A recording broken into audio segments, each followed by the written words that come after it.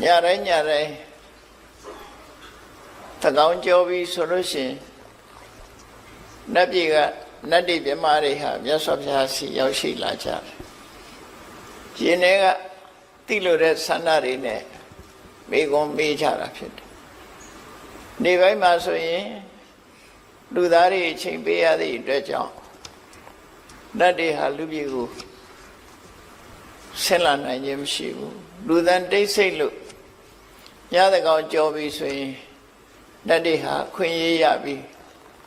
ရှုတည်းရဲ့မြတ်စွာဘုရားရှေ့မှာဘွားကနဲ့ပေါ်လာကြပြီသူတို့သိလို့တဲ့မိကွန်းနေမေးကြတာဖြစ်တယ်နတ်တွေပဲဖြစ်ဖြစ်မြမာတွေပဲဖြစ်ဖြစ်လူဘုံလူလောကနဲ့ဆက်ဆက်ပြီးတော့နေကြတာသူတို့ဘဝတွေကဘယ်လိုဆက်ဆက်တာတော့ဆိုလူဘဝမှာကုသိုလ်ကောင်းမှုလုပ်ကြတဲ့ပုဂ္ဂိုလ်တွေကနတ်ပြည်ရောက်ကြတာတိရစ္ဆာန်ကနတ်ပြည်ရောက်တယ်ဆိုတော့မရှိဘူးတော့မဟုတ်ရှိအလွန်ရှားတယ်ပေါ့နော်အဲ့တော့နတ်ပြည်ရောက်တဲ့ပုဂ္ဂိုလ်တွေဟာလူပြည်မှာအခြေခံပြီးတော့နတ်ပြည်ရောက်သွားကြတာဖြစ်တော့ကြောင့်လူဘုံနဲ့နတ်ဘုံဟာဆက်သက်မှုတွေကြီးမားတယ်လို့ပြောလူဘုံတော်ကကုသိုလ်ကောင်းမှုလုပ်ခဲ့တဲ့ပုဂ္ဂိုလ်တွေဟာနတ်ပြည်ပြမပြည်ရောက်ကြ။တမန်ဒါနကောင်းမှုတို့သီလကောင်းမှုတို့လုပ်တဲ့ပုဂ္ဂိုလ်တွေဟာနတ်ပြည်မှာဖြစ်နိုင်ကြတယ်။ဒါနသီလတဲ့ပိုလွန်ပြီးတပ္ပထကျင့်စဉ်ကိုအောင်မြင်မြင်ကျင့်လို့ဇန်တရားရသွားပြီဆိုရင်ပြမဘုံထီအောင်တက်လှမ်းသွားကြတာ။ဒါလည်းလူပြည်ကသွားတာပဲဖြစ်တယ်ပေါ့။ဒါကြောင့်လူဘုံနဲ့ဘုံပြမဘုံဆိုတာဟာအကြောင်းအကျိုးအဖြစ်ဆက်ဆက်နေကြဥပမာမြန်မာလူမျိုးတွေကနိုင်ငံခြားသွားပြီးလှုပ်လို့ကြတယ်ကိုယ်စာတိမြေဖြစ်တဲ့မြန်မာပြည်ကိုပြန်ပြီးတော့တတိယချမှာပဲဘယ်ပုဂ္ဂိုလ်ပဲဖြစ်ဖြစ်မြန်မာပြည်ကိုအခြေခံပြီးတော့နိုင်ငံခြားမှာကြီးပွားနေတဲ့ပုဂ္ဂိုလ်တွေရှိသလိုနိုင်ငံခြားမှာအခြေခံပြီးတော့မြန်မာပြည်မှာကြီးပွားနေတဲ့ပုဂ္ဂိုလ်တွေလည်းရှိကိုယ်ရှင်ပြည်တဲ့ဘဝကိုယ်အခြေပြုခဲ့တဲ့ဘဝပြန်လေးဆက်သက်မှုဆိုတာထုံးတဲ့ဆလာတစ်ခုလိုပဲဖြစ်တယ်ပေါ့ဒါကြောင့်မို့နတ်တွေဟာဖျားပွင့်လာတဲ့အခါမှာသူတို့အတွက်ကောင်းကျိုးချမ်းသာရဖို့ဆိုလူတွေတဲ့ပူအာယုစိုက်တယ်လို့ပြောမှဖြစ်တယ်လူတွေကတော့ဒုက္ခဒုက္ခချမ်းသာလိုက်ဆင်းရဲလိုက်နဲ့လူဘဝဟာဆင်ပြေလိုက်မပြေလိုက်နဲ့ဘဝမှာဒီလိုနေကြတာအစင်တစိုက်အစင်ပြေနေတယ်ဆိုတော့မရှိကြဘူးပေါ့နတ်တွေကြတော့ဒီလိုမဟုတ်ဘူးသူတို့ကချမ်းသာဒုက္ခများတဲ့ပုံဖြစ်လာသည့်အတွက်ကြောင့်ကုသကံရဲ့အကျိုးတရားကိုသူတို့ပိုးပြီးတော့ခံစားကြရတယ်နတ်တွေရဲ့ပုံကိုနတ်လောကနတ်တွေရဲ့အခြေအနေကိုမြတ်စွာဘုရားကမ္မဖလူပစီဝီကံတရားကိုမှီပြီးတော့အသက်ရှင်တဲ့သရဝါမျိုးလို့ဒီလိုဟောတာနော်လုံလဝိရိယထုတ်ပြီးတော့သူတို့ဟာစာဝတ်နေရေးအတွက်ကြိုးစားကြတာမဟုတ်ဘူးကံကောင်းရင်ကောင်းတယ်လို့ဆိုတာကျိုးစီးပွားကိုခံစားကြ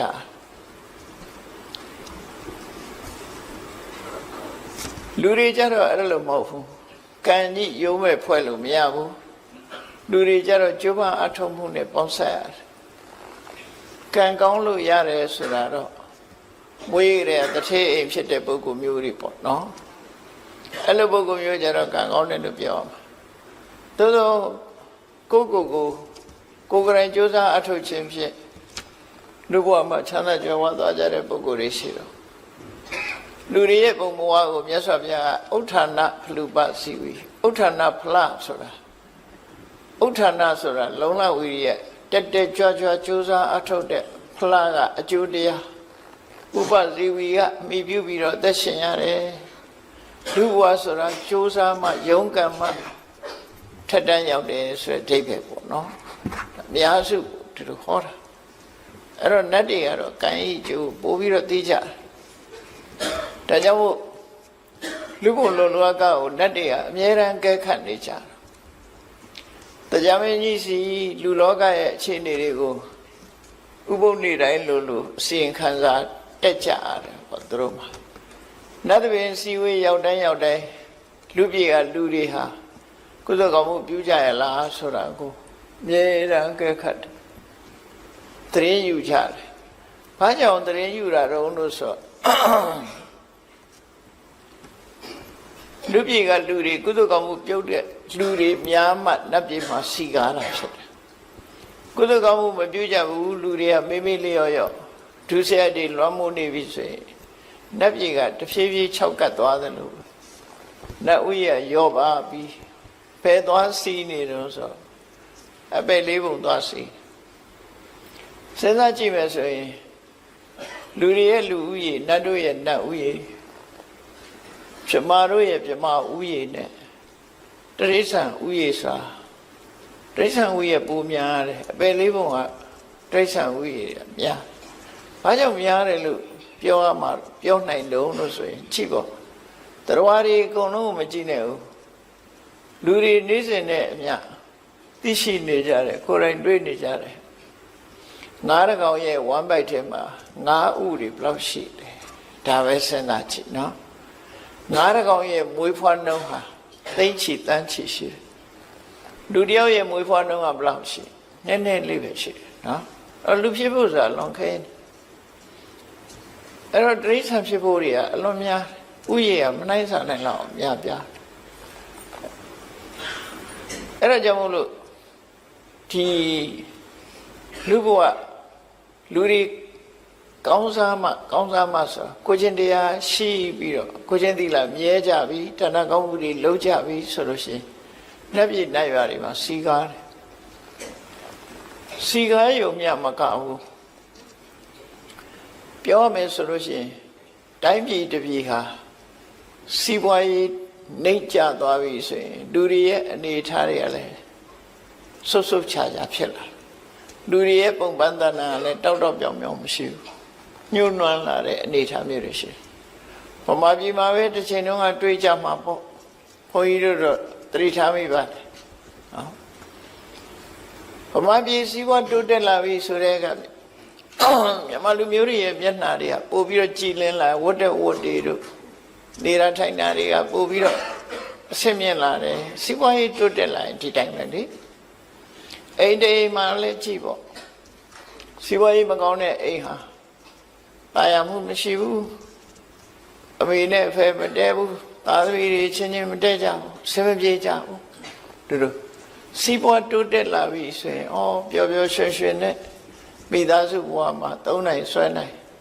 ခုဗမာပြည်ရဲ့အခြေအနေဟာဒီလိုအနေထားမျိုးလို့ဘုန်းကြီးတို့အကဲခတ်မိတယ်ဘယ်လိုကြောင့်အကဲခတ်မိတာတော့ဆိုရင်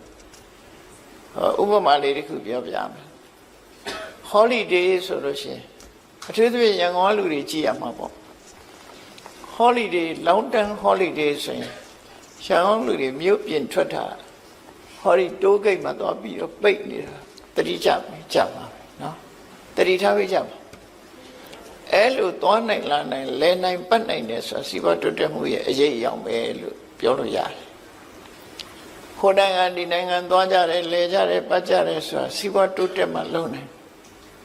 အဲ့လိုမဟုတ်ဘူးစီးပွားရေးအဆင်မပြေဘူးဆိုရင်လူတွေကဟိုဒီသွားနိုင်ခြင်း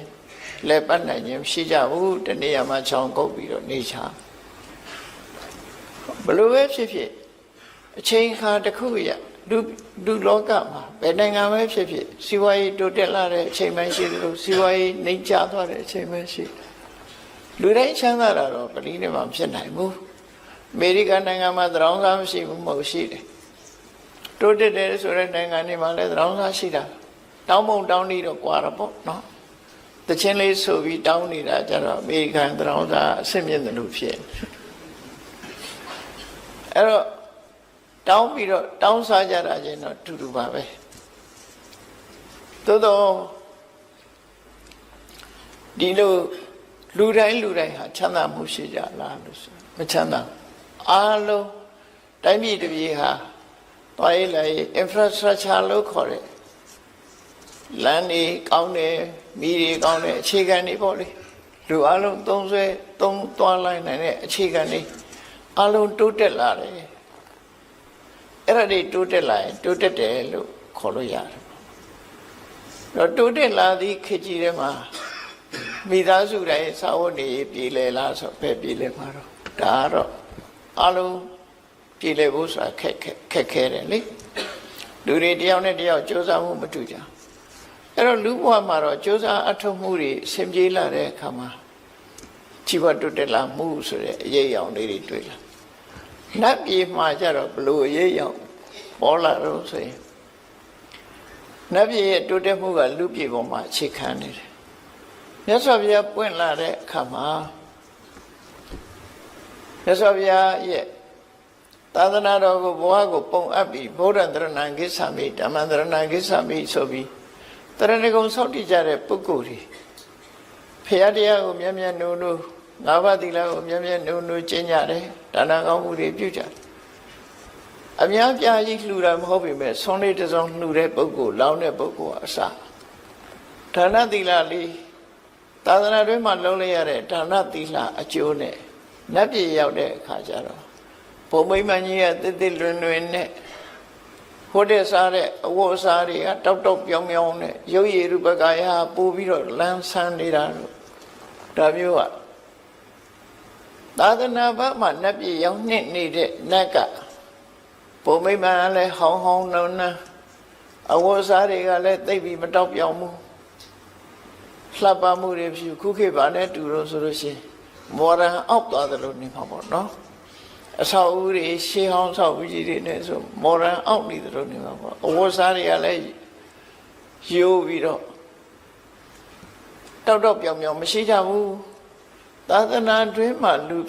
နတ်ဖြစ်သွားတဲ့သာသနာတွင်မှာလူဖြစ်ပြီးဖရာသာသနာတွင်မှာကုသိုလ်လုပ်သွားလို့နတ်ပြည်ရောက်သွားတဲ့ပုဂ္ဂိုလ်တွေကျတော့အလုံးကိုတောက်ပါတယ်တောက်တောက်ပြောင်ပြောင်နေဖြစ်လာကြအဲ့ဒါနဲ့ပတ်သက်ပြီးတော့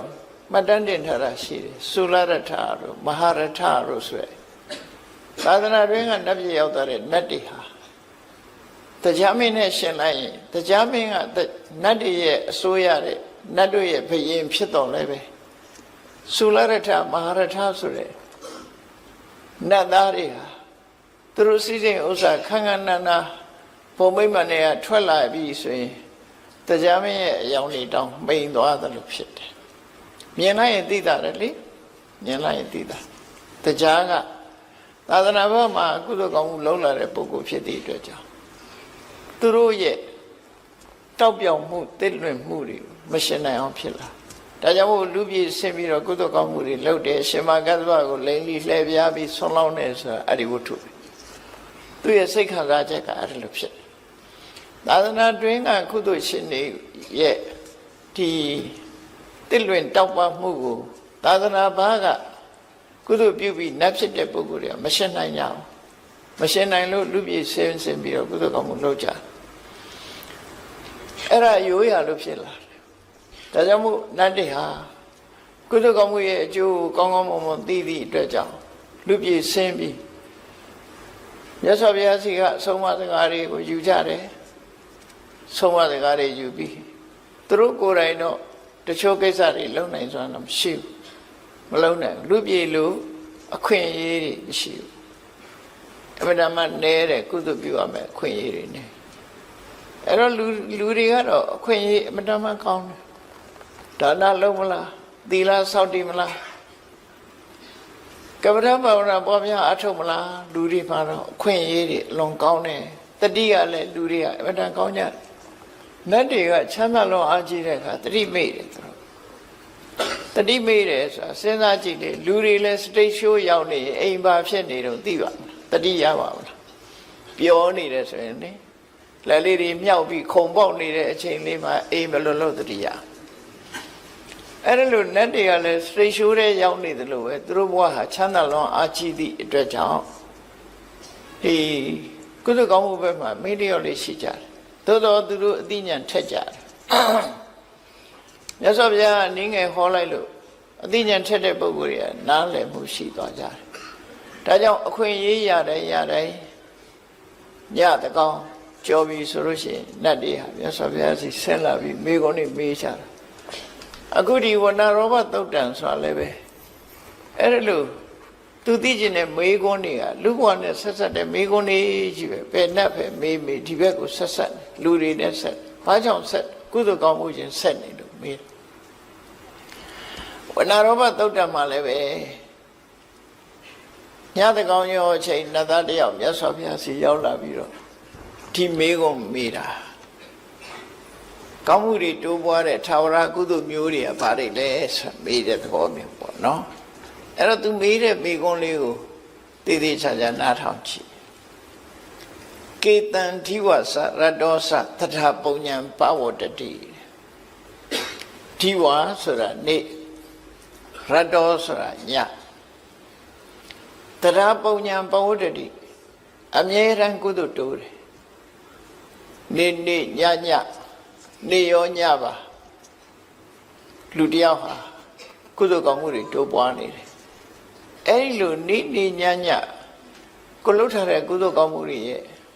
အရှိန်ဝါတွေကုသိုလ်တွေဟာထာဝရတိုးတက်နေတယ်ဆိုတာဘယ်လိုပုဂ္ဂိုလ်မျိုးတွေရဲ့ကုသိုလ်ကောင်းမှုဟာထာဝရတိုးတက်နေသလဲဒီမေခွန်းလေးကိုသူသိချင်ကုသိုလ်တိုးတာလောကလူတွေဟာစိစိမ်ဥစ္စာတိုးပွားနေတယ်ဆိုကျင့်တတ်တာပေါ့နော်အများဖြင့်ကျင့်တတ်တယ်နတ်တွေကစိစိမ်ဥစ္စာတိုးတာကိုမမေးပဲနဲ့ကုသိုလ်တိုးတာဘာကြောင့်မေးသူတို့ရဲ့ဘဝဟာကမ္မဖလူပစီဝိဖြစ်တယ်ကုသိုလ်ကံကိုမှီပြီးတော့အသက်ရှင်ရတာကုသိုလ်တရားတွေသူတို့ရင်ထဲမှာနေ့စဉ်တိုးနေတယ်ဆိုရင်သူတို့ဟာအလွန်ကျင့်တတ်ချက်ကောင်းကုသိုလ်တိုးခြင်းသည်သူတို့အတွက်ချမ်းသာဒုက္ခတိုးခြင်းပဲဖြစ်တယ်ဒါကြောင့်ဒီမေခွန်းမေးတယ်လို့ပြောရမှာကေတံအဘယ်ပုဂ္ဂိုလ်တို့မှာဒီဝါစရတောစနေမှာပဲဖြစ်စေညမှာပဲဖြစ်စေဝါနေရောညပါသရပုံညာပဝတ္တိအမြဲတမ်းကုသိုလ်ကောင်းမှုတွေတိုးနေပါသလဲအဲ့တော့နေ့ပဲဖြစ်ဖြစ်ညပဲဖြစ်ဖြစ်ထာဝရကုသိုလ်ကောင်းမှုတွေတိုးနေအောင်ဘယ်လိုပုဂ္ဂိုလ်တွေကအဲ့ဒီလိုကုသိုလ်တိုးပါသလဲဆိုတာမေးခွန်းတစ်ခုနော်လူတွေကဖန်ကိုပတ်စံအပ်တဲ့အခါကျတော့နေတိုင်းတိုးတာတော့လတိုးတာတော့နော်အတူပိစားတဲ့လူတွေဆိုရင်နိုင်နဲ့တိုးနေတာတော့အဲ့လိုတိုးပိစားတဲ့လူတွေအဲ့တော့ဘယ်တိုးပို့ကြိုက်တယ်ဆိုရင်နိုင်လိုက်တိုးနေပို့ကြိုက်ကြမှာပဲဘယ်လိုပဲဖြစ်ဖြစ်နော်တလားမှာတခါတိုးတာတဲ့နော်နေ့စဉ်တိုးရင်ပို့ကြိုက်နေ့စဉ်တိုးတာတဲ့နေ့တိုင်းတနာရီတခါတိုးနေပို့ကြိုက်10မိနစ်တခါတိုးနေပို့ကြိုက်ကြမှာပဲလေတိုးနေတာကြိုက်အဲ့တော့ကိုယ့်ရင်ထဲနှလုံးထဲမှာတမိုးကြီးမားတဲ့ကုသိုလ်တရားတွေဟာနေ့နေ့ညညထာဝရကုသိုလ်ကောင်းမှုတွေတိုးနေတဲ့ကုသိုလ်မျိုးဘယ်ပုဂ္ဂိုလ်ရဲ့ကုသိုလ်မျိုးဟာထာဝရတိုးနေတဲ့ကုသိုလ်မျိုးဖြစ်ပါသလဲဆိုဒီမေခွန်းမေးတာနော်ထာဝရကုသိုလ်ရခြင်းနဲ့ဘယ်ခါပဲဖြစ်ဖြစ်ကုသိုလ်တွေတိုးနေတဲ့ကုသိုလ်မျိုးလုပ်ခြင်း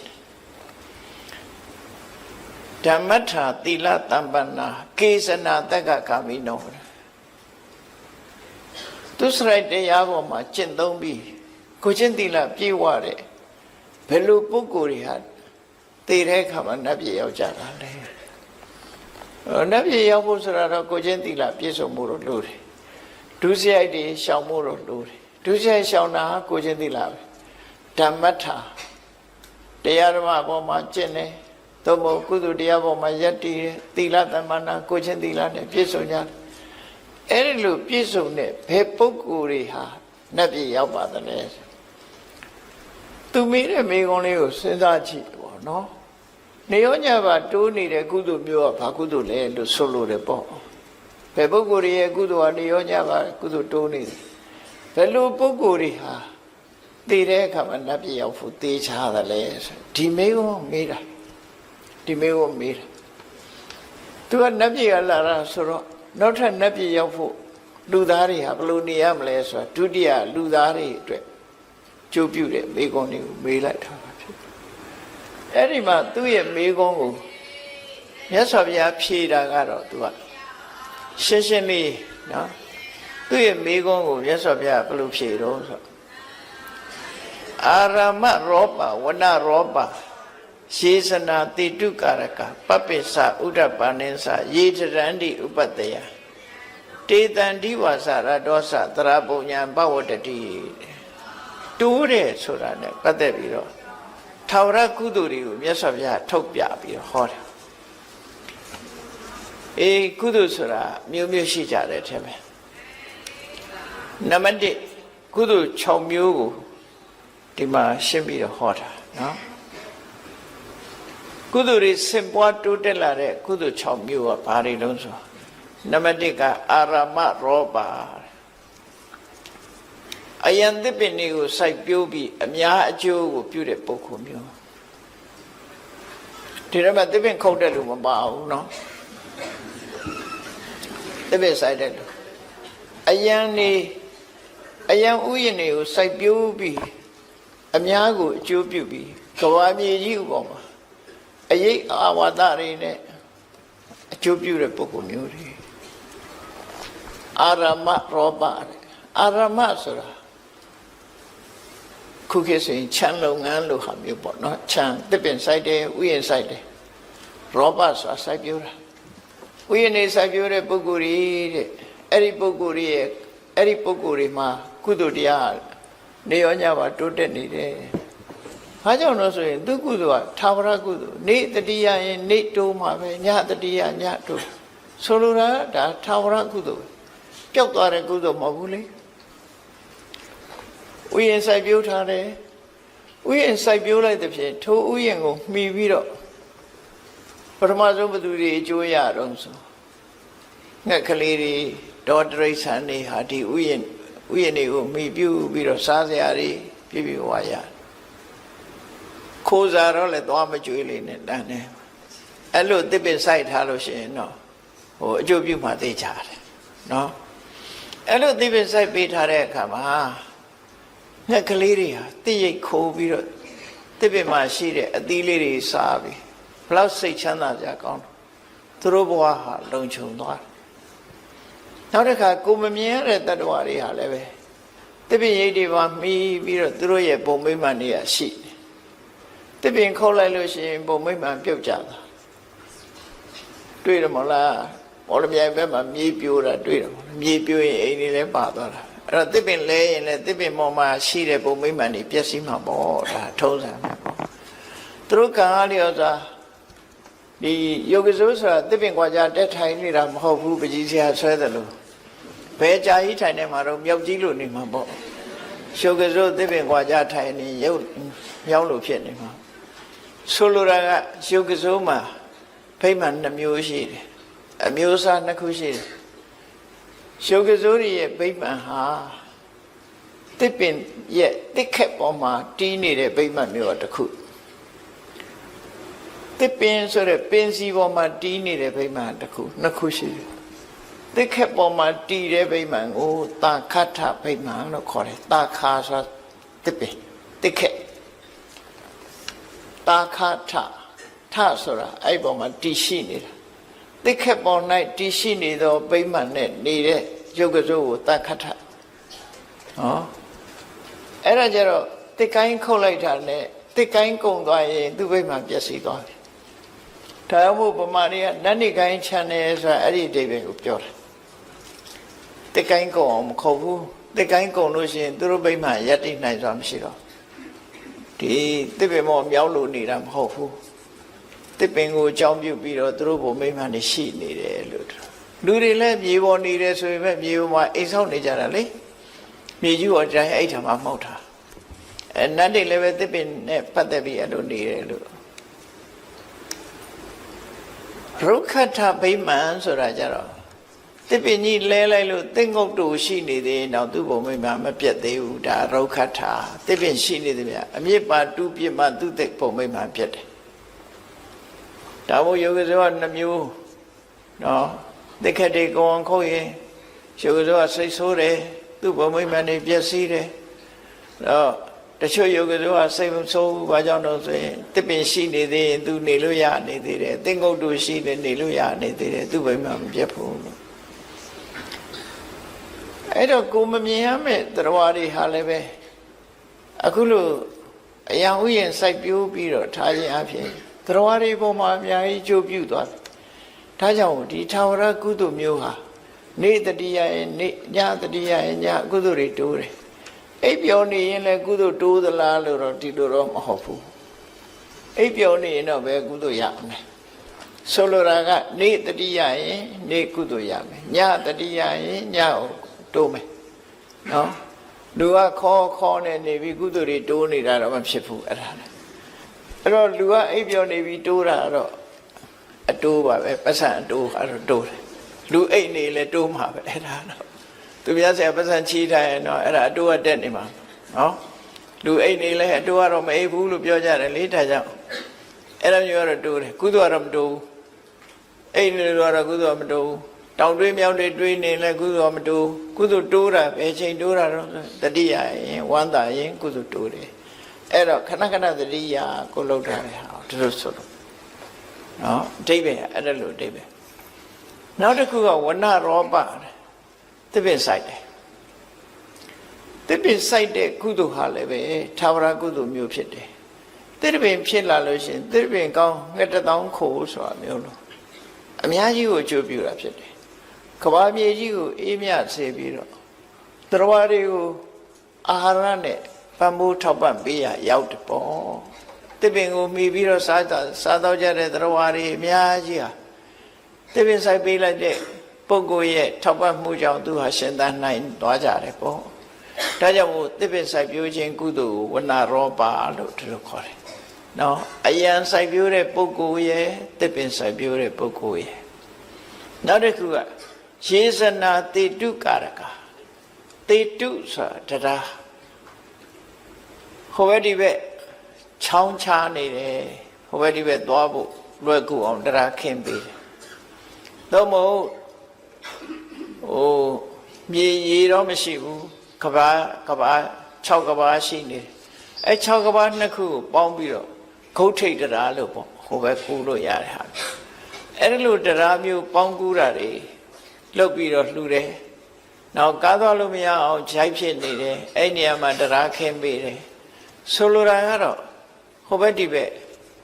ဒီသွားလို့လာလို့ကုသန်းလို့လွယ်ကူအောင်တရားခင်းပေးတဲ့ကုသိုလ်တေတုကာရကလို့ခေါ်တယ်နော်တေတုလို့တေတုဆိုတာတရားယေဇနာတေတုကာရကတရားခင်းသူကိုတေတုကာရကလို့ခေါ်တယ်သူ့ရဲ့ကုသိုလ်ကတရားခင်းပေးတဲ့ကုသိုလ်ပေါ့တရားခင်းပေးတဲ့လူတွေဟာဒီဟိုဘက်နဲ့ဒီဘက်ဆက်သွယ်ရေးကိုချမ်းသာလွယ်ကူစွာသွားနိုင်အောင်စီမံပေးတာဖြစ်သောကြောင့်အလွယ်တကူဟိုဘက်ဒီဘက်သွားနိုင်ကြသည့်အတွက်ကြောင့်သူ့အတွက်ကလည်းပဲဒီတရားဟာအများကိုအကျိုးပြုတဲ့အရာဖြစ်သည့်အတွက်ကြောင့်တွေးမိတိုင်းဝမ်းသာစရာဖြစ်တယ်ဝမ်းသာတိုင်းဒီကုသိုလ်ဟာလည်းပဲတိုးနေတဲ့ကုသိုလ်မျိုးဖြစ်တယ်လို့ဥယျာဉ်စိုက်ပျိုးတဲ့ကုသိုလ်သစ်ပင်စိုက်ပျိုးတဲ့ကုသိုလ်တရားခင်းပေးတဲ့ကုသိုလ်နော်၃မျိုးနောက်တစ်ခုကဘာလို့ဆိုပပင်စဥဒ္ဒပါနိစရေတရံတိဥပတ္တယံပပင်စဆိုတာမြန်မာလူမျိုးတွေရဲ့ယဉ်ကျေးမှုကဘာလို့ဆိုရေဦးစင်တဲတာခုခေတ်တော့ရေဦးစင်ယဉ်ကျေးမှုကပျောက်နေတယ်တော်တော်များများပျောက်သွားပြီတော်ရဒီမှာတော့ရေဦးစင်ယဉ်ကျေးမှုတဲ့နော်ရေဦးစင်ယဉ်ကျေးမှုခုခေတ်တော့ရေဦးစင်တဲတာနည်းနည်းရှားလိုက်ပေါ့လေရေဦးစင်ယဉ်ကျေးမှုကုသတတ်တဲ့ယောဂဝေဒနာတွေပေါ်တော့လေရေဦးစင်သူတော့ကိုတော့ဆိုခက်တယ်ဒါပေမဲ့တစ်ခါတော့လေးတွေနဲ့လှုပ်ပြီးရင်တော့လည်းအဆင်ပြေပါတယ်သို့မဟုတ်ပါးစပ်နဲ့မတည်ဘဲနဲ့မောပြီးတော့ရေစက်ချတောက်တဲ့နှီးလည်းရှိပါတယ်နော်ဆိုလိုတာခီးသွားလာတဲ့ပုဂ္ဂိုလ်တွေရေဆာငမ်းမွနေတဲ့နေရာမျိုးတွေမှာသွားလာတဲ့ပုဂ္ဂိုလ်တွေပန်းပြေဖို့တောက်ရည်ကိုတီထားပေးချက်ကုသိုလ်ဟာလည်းပဲသွားလာတဲ့လူတွေကိုပန်းပြေပြီးတော့အစဉ်ပြေစေတဲ့ကုသိုလ်မျိုးဖြစ်သည့်အတွက်ကြောင့်အများကိုအကျိုးပြုတဲ့ပရဟိတလုပ်ငန်းတစ်ခုဖြစ်လို့စိတ်ချမ်းသာစရာကောင်းတဲ့ကုသိုလ်ပဲဘယ်သူရဲ့လို့သတ်မှတ်တာမဟုတ်ဘူးဒီလမ်းကျောကသွားတဲ့ပုဂ္ဂိုလ်တွေမှန်သမျှဆာလောင်မွတ်သိမ့်လို့ရှင်ရေလေးတောက်ပြီးအားလေးပြေးတဲ့အခါခီးဆက်နိုင်ကြတယ်ပေါ့နော်မြန်မာလူမျိုးတွေရဲ့ရေဦးစင်ကုသိုလ်မျိုးဟာလည်းပဲထာဝရကုသိုလ်လို့သူတို့ခေါ်တယ်နော်ထာဝရကုသိုလ်ခုခေတ်တော့ခင်ပြီးတော့ရေသားမူးလေးတွေထားလို့လည်းရတယ်ပိုက်နဲ့ထားလို့လည်းရတယ်ပိုက်ကလည်းပဲဖွင့်ပြီးတော့တောက်ရတဲ့ပိုက်မျိုးလည်းရှိတယ်အိန္ဒိယနိုင်ငံမှာတော့ဘယ်လို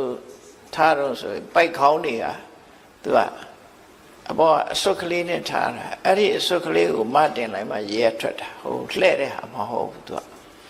ပိုက်ခေါင်းမှာအစွတ်ကလေးပါတယ်အဲ့ဒါလေးကိုမလိုက်လို့ရှိရင်ရေထွက်သွားအဲ့ကြတော့သူကနွားတွေတောင်တောက်တတ်တယ်နှုတ်သီးနဲ့ထိုးမလိုက်တာအဲ့ဒါပါဇက်တဲ့ရေရောက်သွားဗမာပြည်ကရေကောင်းတော့တောက်လို့ရမှာမဟုတ်သွားနဲ့ကြိုက်ပြီးတော့လှဲ့မှရမှာဟိုဒီဟာဟိုကတော့မတင်လိုက်တာနဲ့ရေထွက်လာမြောက်ကလည်းတောက်တတ်တယ်နွားလည်းတောက်တတ်တယ်အဲ့ဒီရေဦးစင်မျိုးအဲ့ဒါလို့ရေဦးစင်လှုပ်ပြီးတော့လှူဒန်းထားတဲ့ကုသိုလ်ဟာလည်းပဲထာဝရကုသိုလ်ဖြစ်သည့်အတွက်ကြောင့်လူတို့အကျိုးပြုတဲ့ကုသိုလ်တတိယတိုင်းကုသိုလ်ကောင်းမှုတွေတိုးတက်နေတယ်နောက်တစ်ခုကတော့ဥဒ္ဓပါဏရေတွေတူလောင်ထားတဲ့တွင်းရေတွင်းရေကန်ရေကန်မဲ့ဖြစ်ဖြစ်ရေတွင်းမဲ့ဖြစ်ဖြစ်ရေရှားတဲ့အရာဒေသတွေမှာအဝီစီတွင်းတူးလှူတာပဲဖြစ်ဖြစ်ရိုးရိုးရေတွင်းတူးတာပဲဖြစ်ဖြစ်သို့မဟုတ်ရေကန်ဆောက်လှူတာပဲဖြစ်ဖြစ်အဲ့လိုရေဆိုတာလူတွေအတွက်များစွာအကျိုးပြုတယ်မွတ်သိမှုကိုကာဝယ်ပေးတယ်ရှင်ထဲကအပူတွေကိုအေးမြစေတယ်ခန္ဓာကိုယ်တန့်ပြတ်သွားစေတယ်ဘလောက်ပဲပင်မမျက်နှာလေးသိလျက်ရင်လန်းသွားတယ်ဟောရေရဲ့အကျိုးတွေနဲ့တန့်ရှင်းသွားတယ်လန်းဆန်းသွားတယ်အဲ့ဒီအကျိုးတွေကိုမြုပ်ကိုးပြီးတော့ကုသိုလ်ကောင်းမှုလုပ်ပြီးလူတန်းထားတဲ့ပုဂ္ဂိုလ်တွေရဲ့ကုသိုလ်ဟာလည်းပဲထာဝရကုသိုလ်မျိုးဖြစ်တယ်တဲ့ထာဝရကုသိုလ်မျိုးတွေဟာအဲ့လိုအလုံး5မျိုးရှိသွားတယ်နံပါတ်1ကအယံဥယျာဉ်စိုက်ပျိုးပြီးတော့လှူဒန်းတဲ့ကုသိုလ်များအတွက်သစ်ပင်စိုက်ပျိုးပြီးတော့လှူဒန်းတဲ့ကုသိုလ်တရားခင်းပြီးတော့လှူဒန်းတဲ့ကုသိုလ်ရှေးအိုးစင်လှူဒန်းတဲ့ကုသိုလ်ရှေးတွင်းရေကန်လှူတဲ့ကုသိုလ်နောက်ဆုံးတစ်ခုကတော့ပါတော့မြန်မာလူမျိုးတွေရဲ့ယဉ်ကျေးမှုတွေနဲ့သက်ဆိုင်နေရာဒီတရားတော်ကိုနာရလို့မြန်မာလူမျိုးတွေလောက်တာဖြစ်တော့တယ်နောက်ဆုံးဟာရေတတန္တိဥပတ္တယံခီးသွားလာတဲ့နေရာမျိုးတွေမှာဥပတ္တယဆိုတာအဆောက်အဦပေါ့နော်ရေတတန္တိဥပတ္တယံအဆောက်အဦဆောက်လှူတယ်ဆိုဆောက်အဦဆောက်လှူတယ်ဆိုတဲ့နေရာမှာဒီနေရာမှာဘယ်လိုအဆောက်အဦတုံးလို့ဆိုတာလည်းမပါဘူးဘယ်သူ့ကိုလှူတယ်ဆိုတာလည်းမပါတော့စဉ်းစားကြည့်ရတော့မြန်မာလူမျိုးတွေရဲ့ယဉ်ကျေးမှုမှာလမ်းဘေးဆရာဆောက်ပြီးလှူတဲ့အကျင့်ရှိတယ်လေအားလုံးဟာခီးသွားတဲ့လူတွေကတက်ပြီးတော့အပန်းဖြေနားနေအိပ်ဆက်လို့ရတယ်ဆရာကတုံးတွေရှင်ခွဲဆရာတွေဟိုဘက်ဒီဘက်ထိုင်ကုန်ခွဲထားလို့ရှိရင်ရင်ခွဲဆရာခေါ်တာနော်အကောင်ပိုင်းဆရာကတုံးလို့ခေါ်တာ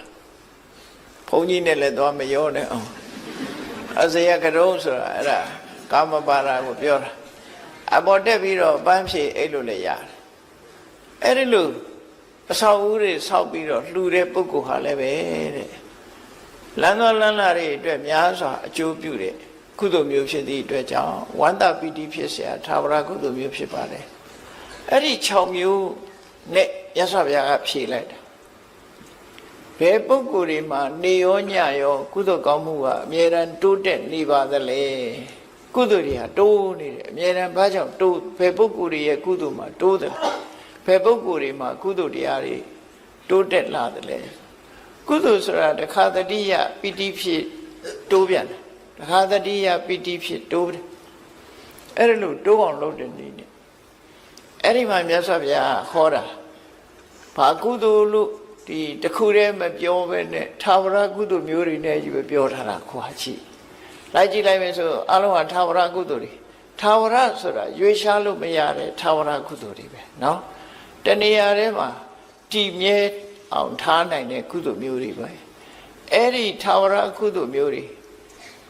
ကိုပြုလုပ်တဲ့ပုဂ္ဂိုလ်တွေမှာတဲ့နေနေညညတတိယတိုင်းဝန္တာရွှင်မျိုးပီတိတွေဖြည့်ပြီးတော့ကုသိုလ်တွေတိုးတယ်လို့ဒီနတ်သားကိုမြတ်စွာဘုရားဒီလိုရှင်းပြီးတော့ဟောလိုက်တာဖြစ်တယ်အဲ့တော့အလုံးစိတ်ထဲမှာကြည်နူးစရာကောင်းတယ်ကိုလုပ်တဲ့အလုပ်တွေမြတ်စွာဘုရားကဒီတရားဟောထားတာကိုနိုင်မှတ်သားထားတဲ့ပုဂ္ဂိုလ်တွေဟာကိုယ့်ဘဝမှာထာဝရကုသိုလ်မျိုးတစ်ခုလုပ်ထားလို့ရှင်ဘလောက်ကြည်နူးစရာကောင်းမလဲနော်တခဏသာဖြစ်တဲ့ကုသိုလ်မျိုးမဟုတ်ဘဲနဲ့ထာဝရကုသိုလ်မျိုးတွေကိုတို့တွေလုပ်ရတယ်လို့စိတ်ထဲမှာဝန္တာပီတိဖြစ်ရအဲ့တော့ဒီဝန္တာပီတိဖြစ်เสียဒီတောရိပ်တောင်ရိပ်ဆိုတာဟာ လောကကြီးကိုအေးချမ်းစေတဲ့နေရာတွေဖြစ်ရမြမကတောတောင်ရဲ့သဘာဝတောတောင်ကိုအမြည်ပြုပြီးတော့သူတော်ကောင်းတွေဟာနေကြထိုင်ကြတာဖြစ်သောကြောင့်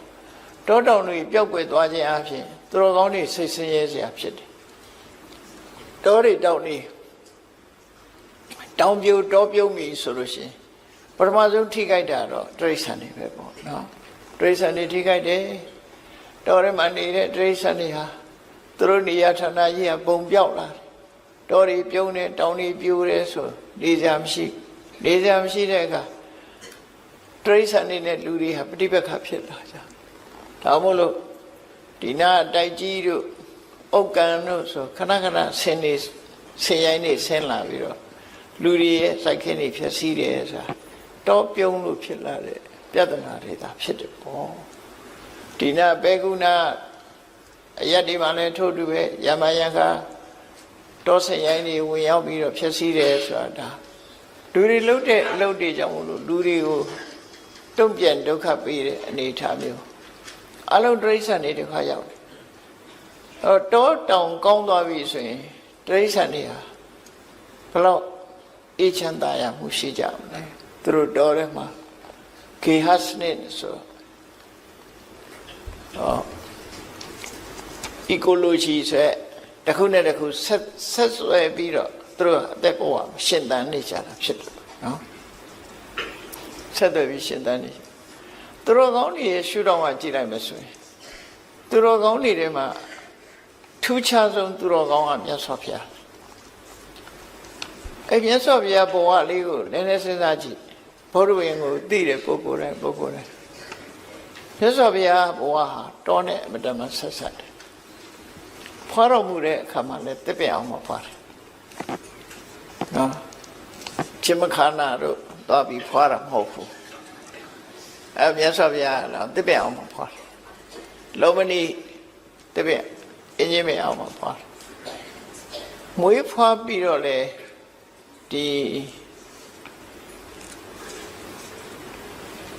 တရားချစ်မှု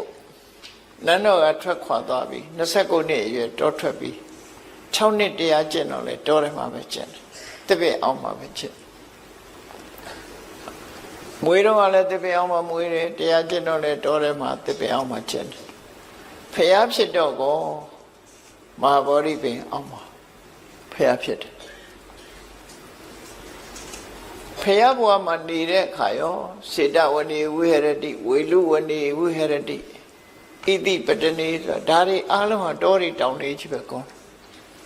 မြတ်စွာဘုရားရဲ့ဘဝမှာတောတောင်တွေမှာပဲသတင်းသုံးနေထိုင်သွားတာရာသက်ပံလို့ပဲတောတွေတောင်တွေထဲမှာပဲသတင်းသုံးပြီးတော့နေထိုင်သွားတယ်ပြိဋိဘံဆန်တဲ့အခါကျတော့လေကုသိနာရာလို့ခေါ်တဲ့ကုသိနာယုံမန္လမင်းတို့ရဲ့အင်းကြီးဥယျာဉ်တွေကအင်းကြီးမဲ့နှစ်ပင်ချာမှာပြိဋိဘံဆန်သွားမြတ်စွာဘုရားဟာဘုရားဖြစ်တော်မူတဲ့အချိန်ဘုရားအဖြစ်အသိဉာဏ်တူရတဲ့အချိန်မှာဘောဓိပင်ကိုကြောပေးပြီးတော့အရှိလောကရကိုကြည့်ပြီးထိုင်ပြီးတော့ဘုရားဖြစ်တာနေထွက်တဲ့ဘက်ကိုမျက်နှာမူပြီးတော့ဘုရားဖြစ်တာဘာအဓိပ္ပာယ်ဆိုတာကိုတော့မပြောကြပါနဲ့ကိုယ့်အကိုစဉ်းစားကြည့်မယ်ဆိုရင်ပြောလို့ရတာဘာတစ်ခုတော့မြတ်စွာဘုရားအရှိလောကရကိုကြည့်ပြီးတော့နေထွက်တဲ့အရာကိုကြည့်လိုက်တော့အဲ့ဒီမှာဖျားဖြစ်ခြင်းရဲ့အဓိပ္ပာယ်ဘာလို့ဆိုရင်နေမင်းကြီးပေါ်လာလို့ရှိရင်လောကလူတွေဟာလောကလူတွေဖို့အမှောင်ပြောက်ပြီးတော့အလင်းအောင်ရောက်လာတာပဲလေဖျားပွင့်လာခြင်းဟာလည်းပဲအရှိဘက်ကိုမျက်နှာမူပြီးတော့ပွင့်သည့်အတွက်ကြောင့်လောကကြီးကိုအလင်းပေးမယ်ဆိုတဲ့သဘောကိုဖော်ပြနေတာဟုတ်လောကကြီးကိုအလင်းပေးနေထွက်တဲ့ပဲမြတ်စွာဘုရားဆိုတဲ့ဒီအသိဉာဏ်နေမင်းကြီးဟာထွက်ပေါ်လာတဲ့အခါလောကလူသားတွေအမှန်တရားကိုသိရှိခွင့်ရတာနေထွက်လာတဲ့အခါအမှောင်တွေပျောက်ပြီးတော့လူတွေဟာအကောင်းဆိုအကြောင်းကျိုးမျက်စိနဲ့မြင်လို့ဆုံးဖြတ်နိုင်စွာဖြစ်လာတယ်မြတ်စွာဘုရားပွင့်လာတော့လေတရားဓမ္မကိုသိကြတာနေထွက်တဲ့ဘက်ကိုမျက်နှာမူပြီးတော့ပွင့်တာဟာဒီအဓိပ္ပာယ်ကိုဆောင်တယ်လို့ဆိုရမှာဖြစ်တယ်သို့သောတရ80ပြည့်တဲ့အခါမှာပြိဋိဘံဆန္ဒမူတော့မယ်ဆိုတဲ့အချိန် မြောက်ဘက်ကိုခေါင်းထားပြီးလက်ရဘက်ကိုစောင်းပြီးတော့လျှောင်းလိုက်တဲ့အခါမျက်နှာကဘယ်ဘက်ရောက်သွားတာအနောက်ဘက်ရောက်သွားတယ်